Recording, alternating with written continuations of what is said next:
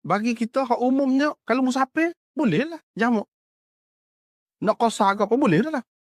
Lepas tu jamak ni, nak boleh jamak, jangan kita pakai hak sekian-sekian batu jauh ni baru boleh jamaknya. Mazhab Imam Bukhari, mazhab Imam Abu Daud, 3 batu boleh dah. Ada. Pakai hak tu, tak payah jadi syekh. Tak payah jadi syekh. Tak ada menarik langsung. Sebab tu, kepada saya tak ada. Imam Abu Daud tu Imam Ahli Sunnah. Dia kata 3 batu boleh dah. Berapa ramai sahabat-sahabat yang amal aku. Imam-imam besar yang amal aku. Ia buat. Apa boleh? Sesalah kita perlu. Guna lah hak tu. Guna tu. Misalnya takut jadi payah kau jam tengah jalan, kau gapo kita kata. Jadi kepada orang-orang yang masuk Syiah setengah-setengah tu, dia tu alasan dia. Buat kau dia. Pasal apa? Pasal pengajaran. Ajaran Ahli Sunnah ni sifik. Tak apa. Itulah akibatnya. Sebab kalau kita bui jalan lagu ni, tak payah jadi Syiah, jadi gapo tetap dengan Ahli Sunnah. Ni siapa nak dapat kemudahan fiqh tu, siapa rosak akidah. Tak ada pasal lagu tu. Ni kemudahan fiqh kita dapat, akidah tetap selamat. Tu hono lah. Akidah Ahli Sunnah juga. Pakai tu. Ada kalau nak sangat. Nah. Banyaklah hak lain-lain lagi. Cumanya adalah hak kelebihan kita tak boleh lah hak tu. Tak apa ni muta'ah. Tak boleh kita. Muta'ah dengan bini orang gapo dah. Muta'ah. Boleh dengan budak kecil. Kata kita tak boleh lah tu. Kita tak boleh. Cuma fikirlah sesuai kalau betul. Jadi perempuan ni fa innahunna minal mustajara. Perempuan ni bagai sewa. Kata dia. Nak saya fokus sewa kereta. Adakah patut anggap perempuan tu lagu tu? Hak kita tak boleh tu mesti ada. Mesti ada. Itu menjatuhkan maruah darjat orang perempuan. Siapa begitu sekali? Nikah mut'ah boleh, 1,000 boleh, 2,000 boleh. Kata dia ni termasuk dalam perempuan sewa. Perempuan nikah mut'ah ni perempuan sewa. Bahasa lagu anda orang perempuan tidak bahasa terhina. Nak lagi. Syiah lagu tu. Safi, kalau dah kena meruk, tak apa dia kata dia. Mula ada. Kalau kena ingat mula dia kata dia kalau jadi bini yang ke-10, yang ke-11, tak apa lagi. Orang ni kalau dah tutup fikiran kat lagu tu. Apa yang kata dia? Dia kalau jadi dapat kau tu 10 orang. Dia kata ada lagi bersedia jadi yang ke-11 bini. Nak kan kita nak. Sebab itulah tak boleh lelak. Benda salah ni, benda sesat. Tak boleh lelak. Rosak. Dia dah kena tu tak khabar ke dia. Siapa dia tak khabar dah. Ini jatuh ke maruah dia menghina perempuan dia tak fikir. Tak fikir. Lepas tu, ni kamu tak kau ni. Tak ada nafkah. Tak ada. Kewajipan nafkah tak ada. Kenapa dia kelebihan? Enggak kita Ahli Sunnah ni, dia kena nikah taklim ni kamu tak sebab tidak bertanggungjawab langsung mut'ah tu. Tidak bertanggungjawab langsung. Jadi bagaimana kita nak yakin dalam masyarakat kita ni kalau kita boleh orang perempuan atau boleh lelaki tu betul-betul suci, perempuan tu betul-betul suci lagu mana kita ya? Tak ada, tak boleh harap berlaku. Semua tak boleh harap. Boleh jadi bukan mut'ah berlaku. Ada kalau lagu tu tak sedih. Mana tahu? Ya si suami pun mana tahu dia bini dia senyap-senyap tahu pergi mut'ah dengan orang lain. Semalam tak apa dah mut'ah. Enggak patut ke lagu ni agama Islam gam dia lagu tu. Kita tak boleh terima. Dia boleh terima kemudahan tu. Itu rosak dah tu nafsu lagu tu. Hak selagi kita boleh terima ada dalam kita sebenarnya molek. Tak apa lagi. Tak payah jadi syiah. Mut'ah tak boleh, memang tak boleh lah. Sebab apa? Ini menjatuhkan darjat orang perempuan, menghina orang perempuan. Sedangkan Islam hari ini nak penaik darjat orang perempuan. Nak jaga kepentingan perempuan dengan adanya nafkah, dengan adanya apa ni tak ada lah. Lepas tu perempuan nak jaga apa namanya nak terjamin lagu mana hak dia. Kalau tak ada siapa dia tahu pun dia nikah. Wali pun tak ada. Takut tak ada wali pun. Tak ada saksi pun tak apa. Gapa dia lagu ni? Dengan pelacur pun boleh mut'ah. Dengan pelacur. Tidak akan jadi pelacuran. Sebab tu orang dia kata, mana dia ada pelacuran? Tak ada sungguh. Dan moga boleh buat mut'ah. Dia kecap belik. Dia kata ada pelacuran. Pelacuran itu ada. Cuma tidak jadi pelacuran. Apabila mut'ah. Lagu mana? Akad mut'ah tu. Dia bagi jalan. Akad mut'ah tu. Tak payah wali, tak payah saksi. Bila akad mut'ah perempuan tu kata, saya kahwinkan diri saya dengan awak. Dia nak mas kahwin, berapa kita kata? 5 butir ceklak. Hak tu pun kata saya terima. Untuk satu malam. Untuk satu malam. Jadi susah dah lah. Siapa dia lah nak tahu lagu ni. Bini kau siapa dia tak selamat lagu tu. Suami tu pun dapat betul jurus di rumah. Jangan harap tu. Jangan harap tu. Sebab dia boleh muta'ah. Pergi keluar negeri, siapa dia nak tahu? Pergi keluar negeri. Dekat kita ni persempadan je. Dengan orang kafir pun boleh. Muta'ah. Payah kan lagu mana? Dah pun dia ni lagu ni. Dengan orang kafir pun boleh. Tak payah using. Dengan pelacur boleh, dengan orang kafir boleh. Gapa dia sebenarnya? Tu kita tak boleh. Tak boleh. Tapi kalau jamak semaya kau gapo tu masih lagi ada sebenarnya. Sebenarnya sama. Dalam isu ni memang ulama berbeza pendapat, banyak pandangan. Banyak pandangan dalam isu ni. Kalau ikut Abu Hanifah, dia kata lebih kurang 3 marhalah. Lebih kurang dalam 120 lebih kilometer. Ada yang kata macam mazhab Syafi'i lah 2 marhalah berdasarkan riwayat Ibnu Abbas. 80 lebih lah. Kalau ikut pendapat sebahagian ulama, dia kata 2 kilometer. Sebab ada 6 kilometer, salah satu amyal.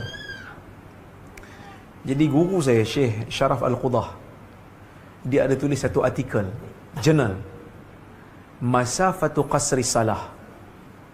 Boleh download daripada internet, ada dalam PDF, siapa yang boleh bahasa Arab. Masafatu Qasri Salah, jarak untuk qasar salat. Dia bawa semua pandangan ulama dan dia bawa semua dalil. Akhirnya dia buat kesimpulan, yang kata 80, yang kata 120 ni, pandangan-pandangan tu semua bersandarkan kepada pandangan sahabat yang bukan hadis Nabi. Tapi pandangan sahabat ni, dia bukan hujah dalam agama. Kita pun belajar kan dalam usul fiqh, qaulus sahabi tak dikira sebagai hujah, kecuali lah kalau pandangan sahabat tu pandangan yang akal tak boleh masuk, ijtihad tak ada ruang nak bincang, baru dikira sebagai mauquf lahu hukmur marfu'. Pandangan sahabat tapi hukum dia hukum seolah-olah macam diambil dari Nabi, kerana benda tu tak ada ruang untuk ijtihad. Tapi masalah qasar salat ni memang ada ruang untuk ijtihad. Maka sebab itu Ibn Taymiyah, masa dia bincang benda ni, masa dia bincang masalah jarak musafir ni kan, dia kata kaedah kita nak tahu makna perkataan dalam Quran ni, pertama sekali kita kena refer dalam bahasa Arab. Apa makna dia? Ada tak had dalam bahasa Arab makna dia? Contoh dalam bahasa Arab, dalam hadis ada disebut tentang taswir.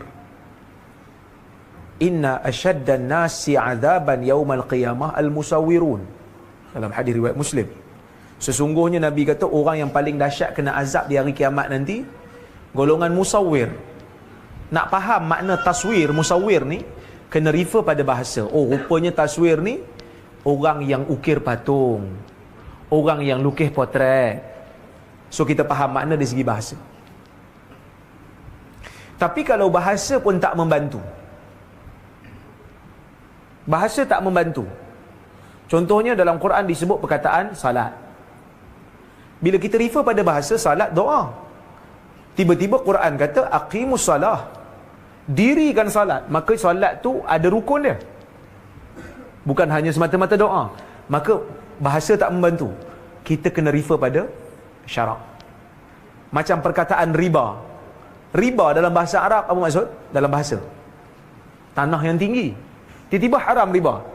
So kita refer pada bahasa, bahasa tak membantu. Kita kena refer pada syarak. Apa makna pada syarak? Nabi sebut sallu kama raaitumuni usalli. Semayanglah kamu seperti mana kamu lihat aku semayang. Kemudian bila kita tengok perkataan riba, riba dalam hadis, riba jahiliyah, riba hutang. Riba dalam hadis Nabi jelaskan maksud riba duyun tadi, riba hutang. Kita bagi orang pinjam RM5, kita minta balik RM6. Ataupun riba apa? Riba buyur, riba jual beli yang kita hurai petang tadi. Siapa yang pergi RDC bagi tadi kan? Petang tadi. Kita hurai dah, riba jual beli, Nabi jelaskan dengan detail. Maka ada hadnya dalam syarak. Ibn Taymiyah kata, bila kita tengok perkataan safar dalam Quran, perkataan safar, bermusafir dalam sunnah, pertama kita refer bahasa tak ada letak had. Safar ni apa dia? Dia kata safar ni semata-mata berjalan di atas muka bumi, tak letak had pun. So kita refer pada syarak. Bila kita refer syarak, tengok hadis-hadis tak memberikan jarak yang jelas, kata Ibn Taymiyah. Bila bahasa pun tak bagi definisi, syarak pun tak bagi definisi, maka Ibn Taymiyah dia pergi pada satu lagi step. Dia kata pergi tengok pada uruf, tengok pada suasana setempat. Apakah perjalanan yang dinamakan sebagai musafir di sisi orang tempatan? Syekh Muhammad Osman Shibir, seorang pensyarah di University of Jordan dulu, dia pernah tulis satu buku lah dalam masalah ni. Buku dia Fiqh Muqarin, dan dia bincang tentang masalah jarak musafir ni. Dia buat keputusan, dia ambil pandangan Ibn Taymiyah. Dia kata ikut uruf tempatan, suasana setempat. Dia kata ikut suasana setempat di Jordan, jarak perjalanan yang dikira sebagai musafir adalah 80 dan ke atas. Kerana dia kata 80 dan ke atas ni biasanya kalau orang nak musafir 80 km ni dia agak sikit serius lah. Kalau mak dia bawa lah bekalan, kalau yang dah anak tu dia akan bawa bekalan, menunjukkan dia betul-betul nak berjalan lah. Bawah pada tu biasanya orang relax lagi. Tapi kalau kita refer pada Malaysia, saya tengok okey, sebab kadang-kadang kita pergi Kuala Lumpur balik hari, tak ada berapa sangat lah nak bawa bekalan tu kan. Kadang-kadang kita bawah 80 km pun kita bawa bekalan juga. So tidak muntabit. Maka guru saya Syekh Sharaf Al-Qudah, dia mencari dalil. Dia cari lagi dalil untuk membuktikan ada ke tidak dalam hadis Nabi letak jarak. Maka dia cari.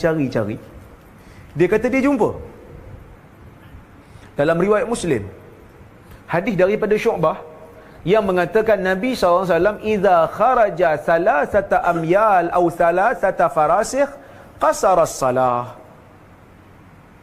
Nabi bila keluar 3 mil ataupun 3 farsakh, dia akan kasar salat.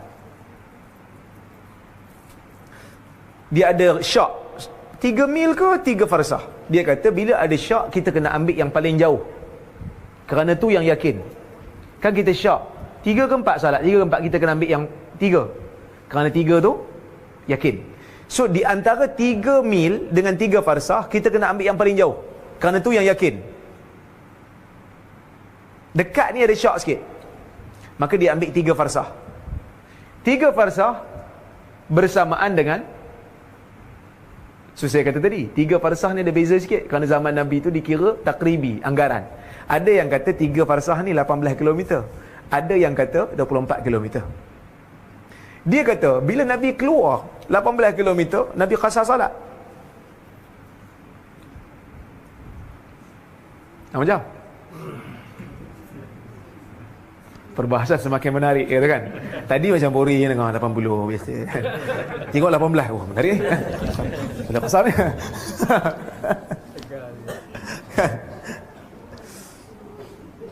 Majoriti ulama dia tak pakai dalil ni. 4 mazhab tak pakai dalil ni. Kenapa tak pakai? Pertama dia kata sebab berlaku syak. Berlaku syak dalam dalil. Sebenarnya dia kata, guru saya lah, dia kata kalau syak, sepatutnya kita kena ambil yang yakin. Di antara 6 km dengan 18 km, 18 lah yakin. Majoriti ulama kata pula, oh tak, hadis ni kita jangan salah faham. Nabi bukan nak keluar 18 km, Nabi nak berjalan jauh. Tapi dia mula qasar salat bila dia lepas 18 km. Faham? Ke tak faham? Nabi nak berjalan jauh lagi, perjalanan dia tu melebihi jauh. Tapi bila dia mula qasar salat, bila dah cukup 18, baru dia mula qasar. Guru saya kata, tak betul juga. Sebab kalau itu betul, dah tentulah kita tak boleh qasar melainkan selepas 18 km. Tapi mazhab Islam kata, bila kita boleh mula qasar salat? Bila keluar pada kampung. Taklah 18 km ke tak 18 km. Kita keluar je pada pagar kampung. Sebab zaman Arab dulu, dia ada pagar. Arab kan dia duduk sekelompok. Lepas tu padang pasir, lepas tu ada sekelompok lagi. Keluar daripada kelompok tu, katalah dia duduk betul-betul sebelah pagar. Selangkah keluar, dia boleh dah qasar. Tak payah tunggu 18 km. Dia kata takwilan antum, dia kata takwilan mazhab ni tidak begitu tepat. Dan dia kata saya menjumpai satu lagi bukti yang mengatakan 18 km boleh qasar salat, ialah bila mana Nabi qasar di Mina.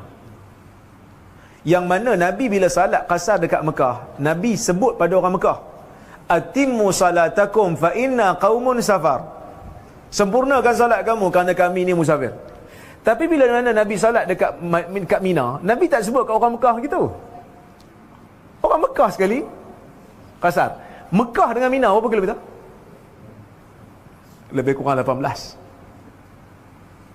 So kita ada banyak pendapat dalam isu ni. Kita ada banyak pendapat. Kalau tuan-tuan rasa nak ikut mazhab Syafi'i, silakan. Siapa nak ikut Ibn Taymiyah, silakan. Siapa nak ikut 18? Angkat tangan lah kan.